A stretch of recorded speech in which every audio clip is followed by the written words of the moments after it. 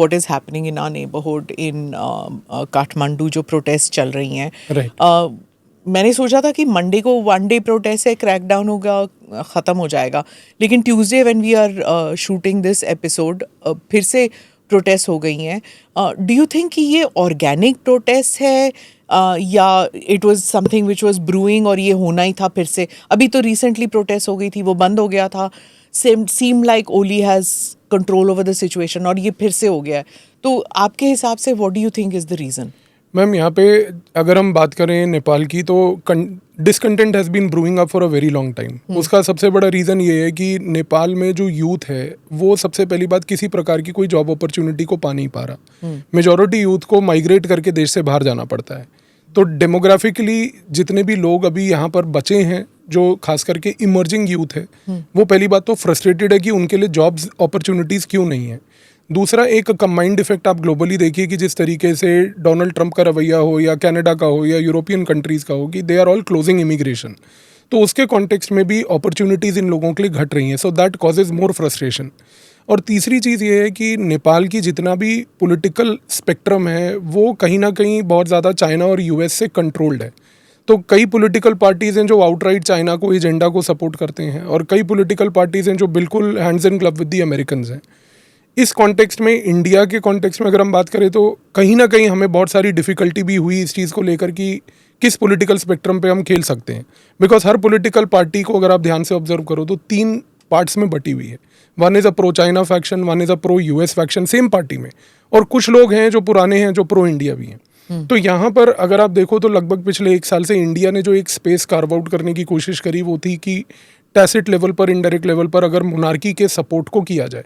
Because आज नेपाल में बहुत सारे लोग ये कहते हैं कि we prefer the monarchy again, क्योंकि ठीक है उस समय जो भी इश्यूज थे मोनार्की को लेके, बट कम से कम एक स्टेबिलिटी थी, एक देश को एक आइडेंटिटी का क्राइसिस नहीं था, और एक देश के पास एक डायरेक्शन थी आगे जाकर कहाँ जाना है, कैसे जाना है.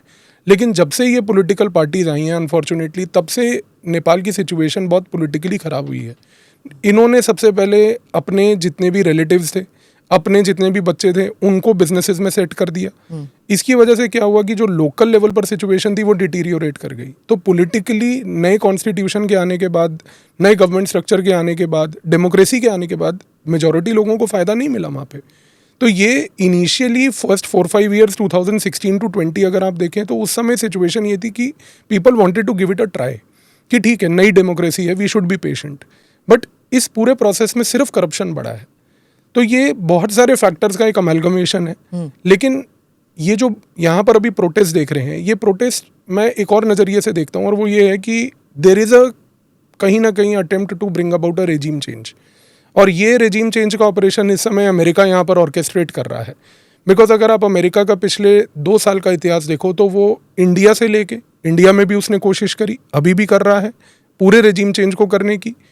बगल में हमारे बांग्लादेश में they have succeeded in doing that. उससे पहले बांग्लादेश का मॉडल इन्होंने इमरान खान के कॉन्टेक्स्ट में पाकिस्तान में अपनाया. पाकिस्तान का model got replicated in Bangladesh.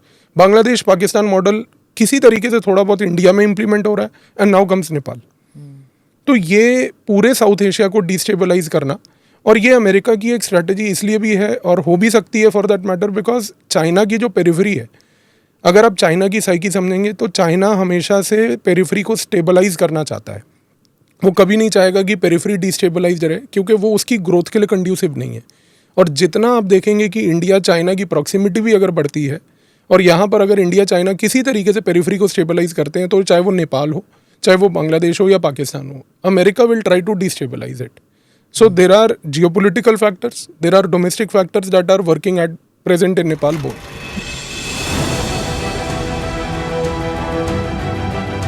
Namaste, Jai Hind. You're watching ANI podcast with Smita Prakash. अगर हम उसको मस्जिद कहेंगे तो फिर विवाद होगा. इशू है, टूटा है क्या भारत? 400 पार का मतलब ये है कि संविधान खतरे में है. क्या हम लोग ये निर्देश देते हैं कि फला को गिरफ्तार करके जेल डाल? वही तो कह रहे हैं सब. ये बेबुनियाद निराधार आरोप. सच्चा सुनना चाहो देखो स्मिता प्रकाश ANI. It does not lie.